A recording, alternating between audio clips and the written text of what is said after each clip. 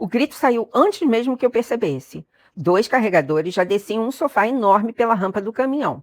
Outro vinha logo atrás com várias caixas. Pode parar, aqui não entra nada. Os homens ficaram sem entender. Um deles olhou para a ordem de serviço, depois olhou para mim. Mas senhora, não tem mais. Ninguém está se mudando para essa casa. Os carregadores pararam onde estavam. O motorista desceu da cabine, conferiu novamente o endereço, olhou o número da casa, olhou para mim. É aqui mesmo. Balancei a cabeça. Não é. Porque essa casa é minha, meu marido mora comigo, eu estou grávida de quase 7 meses e ninguém vai descarregar uma mudança aqui. Foi quando um carro branco entrou lentamente pelo portão do condomínio. Assim que a porta abriu, eu entendi tudo. Minha sogra desceu sorrindo. Fez um aceno para os carregadores e disse como se fosse a dona da casa. Pode continuar. Pode descarregar. Eu olhei para ela, depois para o caminhão, depois para ela outra vez e disse, não, aqui não vai entrar um único móvel. Ela franziu a testa. Como assim? Eu vim ajudar você nesse final de gravidez. Ninguém te pediu ajuda. Ela riu, como se eu estivesse brincando. Julia, você vai precisar de mim. Respirei fundo e a senhora vai precisar de outro endereço, porque essa mudança não entra. Foi nesse instante que eu olhei para o Noah. Ele estava parado na varanda sem dizer uma única palavra. A famosa cara de quem fingia que nada daquilo tinha a ver com ele. Mas eu conhecia esse silêncio. Ele sabia exatamente o que estava acontecendo. E foi ali que eu percebi que o problema não era o caminhão. Era o homem que eu tinha casado. Se você gosta desse tipo de história, não esqueça de se inscrever, deixar seu comentário e deixar o like no vídeo para mim, por favor, isso ajuda bastante. Mas vamos seguir. Algumas horas antes, se alguém me perguntasse naquela manhã como seria o restante do meu dia, eu responderia que seria tranquilo. Eu tinha 28 anos, estava grávida do nosso primeiro filho, faltavam poucas semanas para o parto. Como dona de uma empresa de contabilidade, eu já tinha diminuído o ritmo, passei meus principais clientes para a equipe, avisei que continuaria acompanhando tudo à distância. Pela primeira vez em muitos anos, eu estava tentando desacelerar. Nossa casa era grande, ficava em um condomínio fechado, era uma herança dos meus avós. Por isso, desde que me casei com Noah, nunca existiu discussão sobre aluguel. Eu pagava cerca de 70% das despesas e ele contribuía com os outros 30%. Funcionava muito bem assim, ou pelo menos era isso que eu pensava. Até ouvir o barulho de um caminhão estacionando na frente do meu portão e descobri que alguém havia decidido se mudar para dentro da minha casa, sem sequer me perguntar se eu concordava. Os carregadores recolocaram todos os móveis dentro do caminhão. Depois de muita discussão, ficou decidido que apenas algumas coisas seguiriam para a edícula. O restante foi para um depósito. Assim que a porta da frente fechou, eu entrei em casa fervendo. Olhei para o Noah. Você pretendia me contar isso quando? Ele ficou em silêncio. Quando eu acordasse e encontrasse um caminhão descarregando móveis na porta da minha casa? Ou você achou que eu não perceberia quando começassem a aparecer os gatinhos de porcelana, paninhos de crochê e santos espalhados pela casa? Ele respirou fundo. Amor, minha mãe só quer ajudar. Vai ser bom pra você. Eu dei risada. Daquelas sem humor nenhum. Bom pra quem? Porque pra mim definitivamente não é. No fim, para evitar uma guerra maior, aceitei uma única condição. Dona Maria Ângela ficaria na edícula por pouco tempo. Ela não ficou feliz, dava para perceber pela cara. Mas pelo menos naquele momento parecia satisfeita por ter conseguido colocar o pé dentro de casa. Mal sabia eu que aquele pé viraria uma invasão completa. Na manhã seguinte, entrei na cozinha ainda sonolenta e encontrei Dona Maria Ângela comandando a casa como se morasse ali havia 20 anos. Ela conversava com a funcionária. O café precisa ter mais frutas, o pão tem que ser quentinho. Meu filho gosta de ovos mexidos, pode colocar queijo branco também. Fiquei alguns segundos olhando para aquela cena. Depois perguntei calmamente. Dona Maria Ângela, quem decidiu tudo isso? Ela só... Eu estou só organizando. Melhor para vocês. Interrompi antes que ela continuasse. A senhora é uma visita. E para ser muito sincera, nem era uma visita que eu esperava receber. Então sugiro que não tente mudar a rotina da minha casa. Ela cruzou os braços, mas o Noah sempre gostou. Olhei diretamente para ela. O Noah mora comigo. Quem decide como esta casa funciona sou eu. Ela fechou a cara. Mas ainda não tinha desistido. Poucos minutos depois, apareceu com uma folha de papel na mão. Fiz o cardápio da semana. Peguei a lista, segunda, filé mignon, à noite salmão, terça paella, quarta, caldo de frutos do mar, quinta... Nem continuei lendo. Levantei os olhos. Se a senhora está com vontade de comer tudo isso, eu sugiro que volte para sua casa. Ela arregalou os olhos. Não é assim que se responde a uma sogra.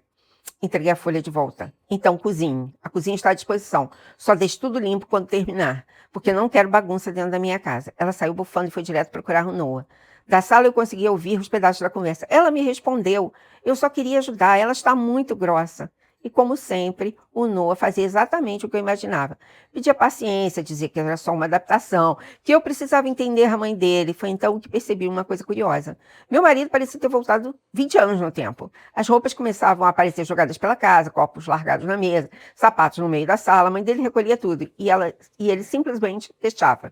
Era como se de repente eu tivesse deixado de morar com um homem adulto e tivesse voltado a morar com um adolescente. Naquele momento eu entendi duas coisas. A primeira, eu tinha uma batalha pela frente. E a segunda, ela não seria contra a minha sogra, seria contra dois. Os dias começaram a se repetir. Todas as manhãs eram iguais. Dona Maria Ângela acordava cedo, saía da edícula e praticamente se mudava para dentro da casa principal. A edícula servia só para dormir. O resto do dia ela passava dentro da minha casa. Cada dia era uma novidade. Um dia ela queria mudar os móveis da sala. No outro, dizia que a mesa de jantar ficaria melhor em outro lugar. Depois resolveu ensinar minha ajudante como ela deveria limpar a casa. Também decidiu que o cardápio da semana precisava seguir o gosto dela. Minha ajudante já nem sabia mais a quem obedecer. Ela me olhava esperando uma confirmação e eu apenas respondia. Continua fazendo exatamente como sempre fez. Quem manda aqui ainda sou eu. Enquanto Noah parecia viver em outro planeta, chegava do trabalho, sentava no sofá ao lado da mãe, os dois ligavam a televisão, faziam pipoca, conversavam, riam. Era como se eu nem estivesse ali. Às vezes eu passava pela sala e tinha a sensação de que era visita dentro da minha própria casa. Enquanto eles viviam aquela rotina confortável, eu continuava organizando a chegada da nossa filha. Comecei a entrevistar babás, queria encontrar alguém de confiança antes do parto. Não queria tomar decisões importantes depois que o bebê nascesse. E foi justamente nessa fase que fizemos mais uma ultrassonografia. Era a última chance de descobrir o sexo do bebê. Quando a médica sorriu e disse, parabéns, é uma menina. Meu coração quase saiu pela boca. Olhei para o Noah, nós dois rimos ao mesmo tempo. Ela finalmente tinha um nome, não era mais o bebê, era Amélia. Saímos da clínica imaginando como seria o rosto dela, com quem ela pareceria, e fomos para casa ainda comemorando. O quartinho dela estava praticamente pronto. Eu tinha escolhido um tema delicado, uma fazendinha, com ovelhas, coelhinhos, patinhos, tudo em tons suaves de verde, amarelo, bege.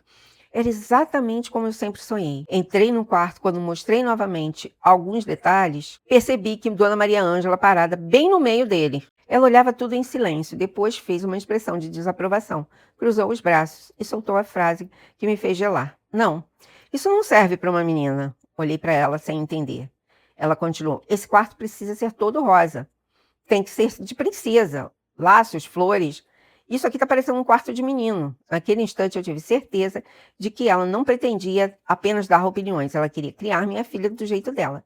E isso eu nunca permitiria. Quando eu achei que as coisas não podiam piorar, pioraram. Muito. Minutos depois que a minha sogra soube que seria uma menina, ela simplesmente desapareceu. Entrou na edícula e ficou um tempo bom por lá. Achei estranho, mas confesso que gostei daquele raro momento de silêncio, até que ela voltou. Nas mãos, duas toalhinhas de bebê, muito bonitas, brancas com um bordado feito à mão.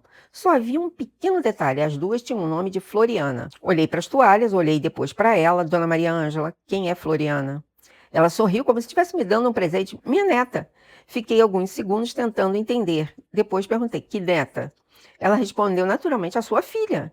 Vai se chamar Floriana, em homenagem à minha mãe. Respirei fundo, muito fundo, Dona Maria Ângela. A senhora teve 2 filhos, inclusive sua filha também está grávida. Por que exatamente a senhora acha que vai escolher o nome da minha filha? Ela ainda tentou insistir, mas é uma homenagem linda. Balancei a cabeça. Minha filha se chama Amélia.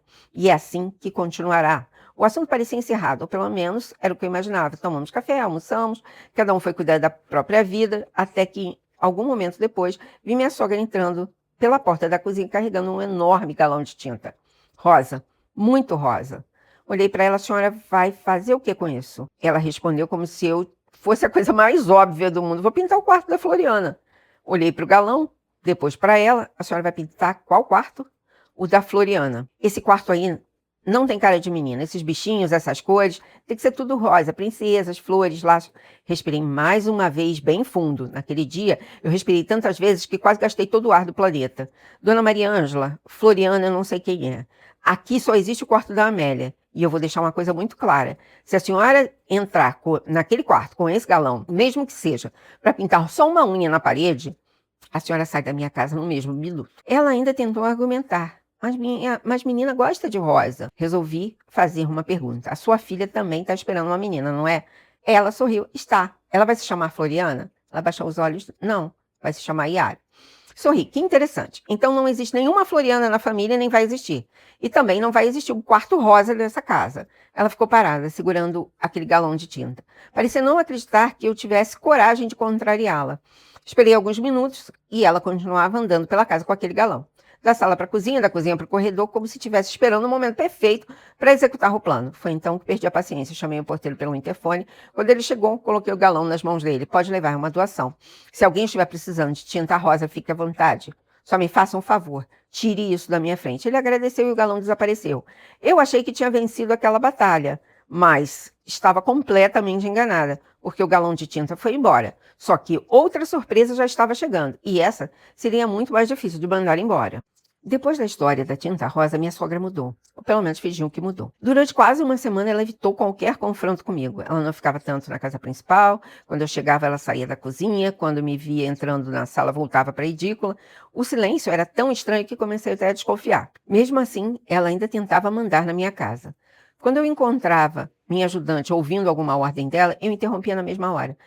Pode voltar para o que você estava fazendo. Ela olhava sem graça, mas a dona Maria Ângela pediu, não importa. Quem decide como essa casa funciona sou eu.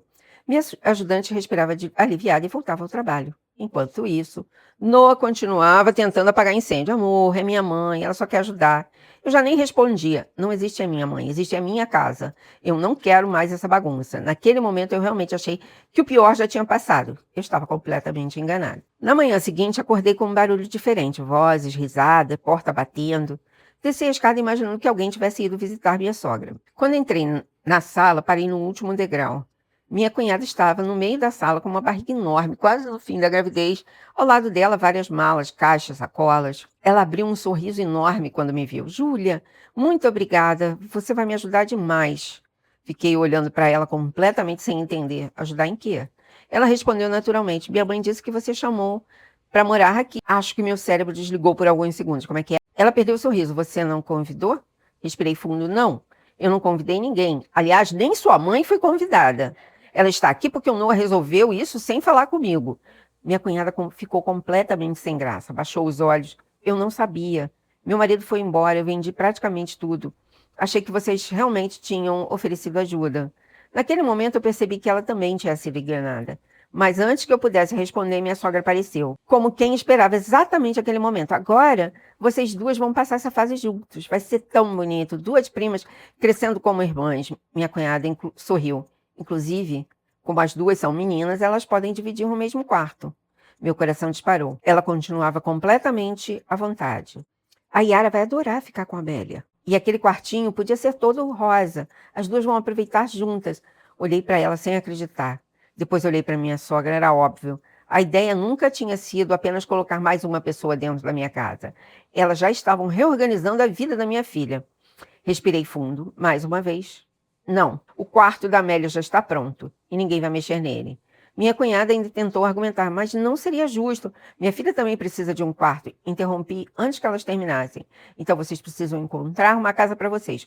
Porque este quarto é da minha filha e vai continuar exatamente como está. Ela ainda deu um passo na direção da escada. Levantei a mão. Não, você nem vai subir.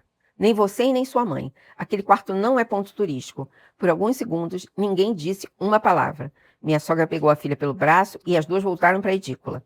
Foi quando Noah finalmente apareceu. Na verdade, não apareceu. Saiu de onde estava escondido. Até hoje eu acho que ele tinha desenvolvido o mesmo talento do gato da Alice do País das Maravilhas. Eu só vi aquele sorriso amarelo surgindo quando a confusão já estava instalada. Minha irmã está precisando de ajuda.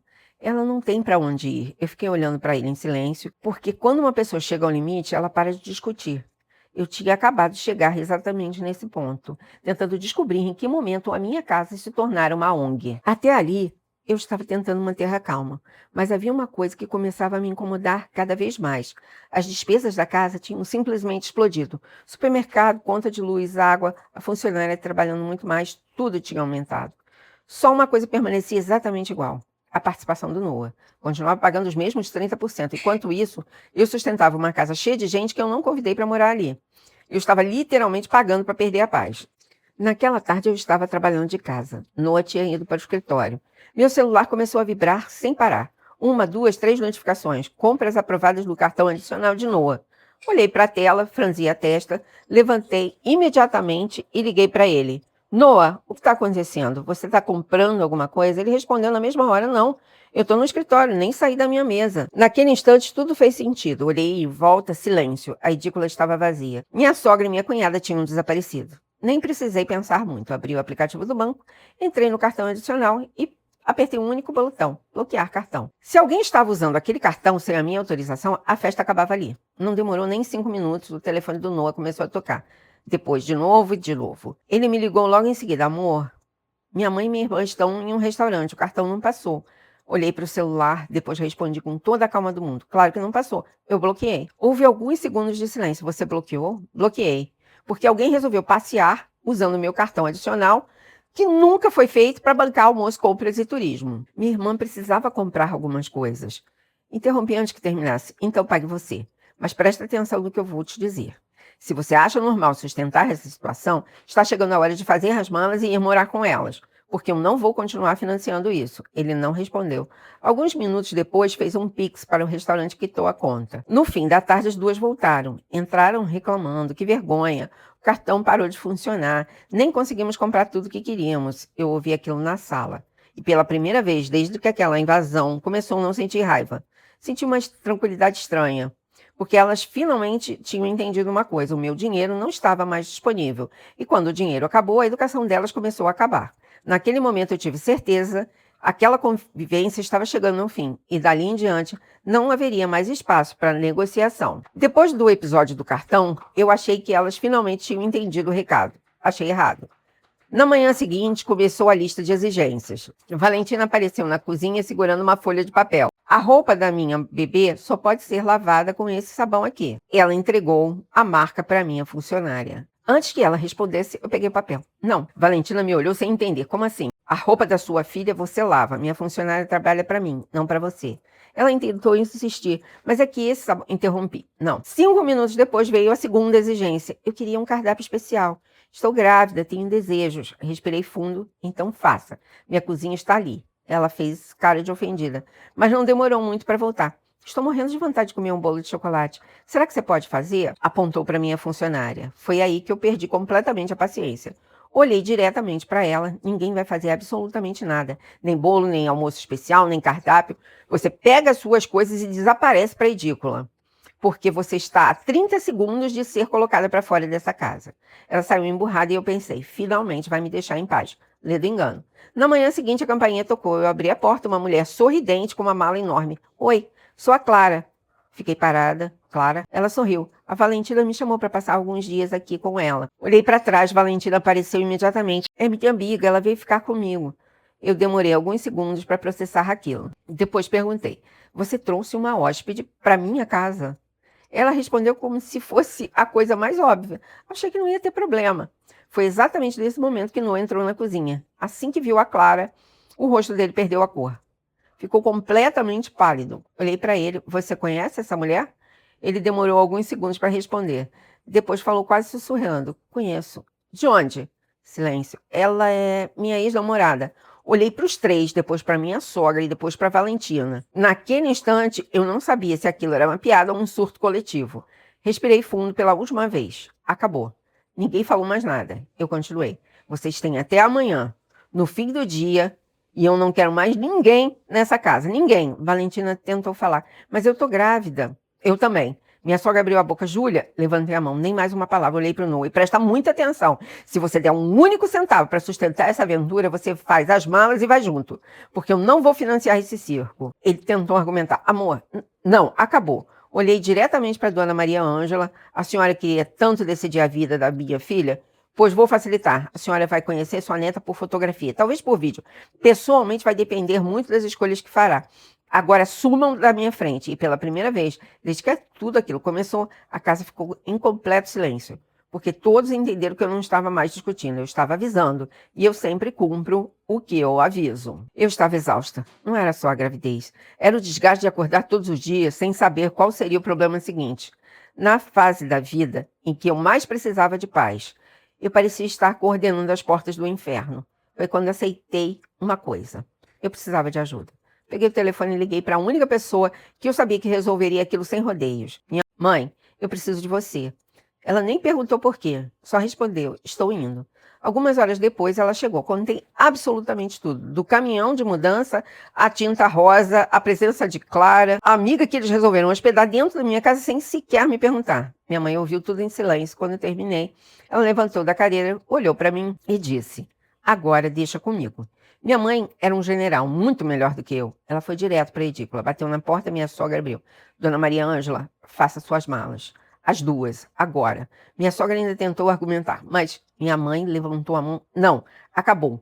Enquanto isso, a tal da Clara chegou novamente.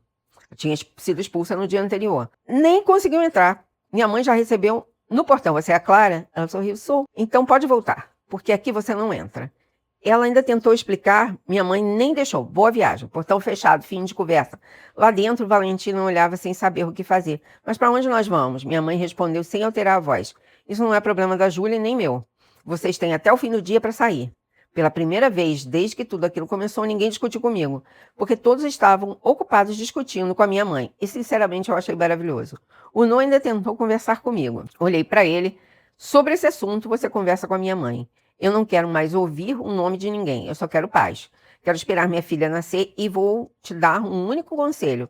Se você quiser fazer parte desse momento, fique do meu lado, porque eu não vou passar por isso outra vez. Minha mãe resolveu absolutamente tudo, supervisionou cada mala, conferiu a saída da sogra, da cunhada, fechou os portões e, principalmente, cortou qualquer tentativa de contato delas comigo. Pela primeira vez em semanas, minha casa voltou a ser minha funcionária, voltou a trabalhar em paz, eu conseguia respirar. Uma semana depois, nossa Amélia resolveu chegar pouquinho antes do previsto. Linda, perfeita, saudável. Pouco tempo depois soube que a filha da Valentina também tinha nascido. Desejei toda a felicidade do mundo para aquela criança. Ela não tinha culpa de nada, mas confesso que não fiz questão de ter notícias sobre a mãe da criança. Minha mãe ainda ficou 2 semanas conosco, cuidando de mim, da Amélia, colocando a ordem na rotina da casa, o Noah. Bom, ele passou dias andando pela casa quase sem falar. Talvez finalmente tivesse entendido a dimensão do problema que criou. Quando a minha mãe foi embora, eu chamei o Noah para conversar. Olhei para ele e disse: tem mais uma mudança. Até hoje as despesas da casa eram divididas 70% para mim, 30% para você. Isso acabou. Agora é 50% para cada um. Equidade foi importante quando nós éramos parceiros. Depois de tudo isso que aconteceu, o mínimo que eu espero é a igualdade. Ele não discutiu, apenas concordou. Talvez porque finalmente tivesse entendido uma coisa: o casamento não significa abrir mão dos próprios limites. E ajudar a família nunca pode significar transformar a casa da esposa na solução para todos os problemas. No fim das contas, a maior lição que eu tirei dessa história foi simples: quem ama, protege a paz da própria família. E quem não aprende isso a tempo corre o risco de perdê-la. Até hoje, quando eu vejo um caminhão de mudança entrando no condomínio, eu corro e fecho a cortina. Se você gostou dessa história, por favor, se inscreva no canal, deixe o seu like, deixe o seu comentário também. Isso é muito importante e muito obrigada por ter ouvido até aqui.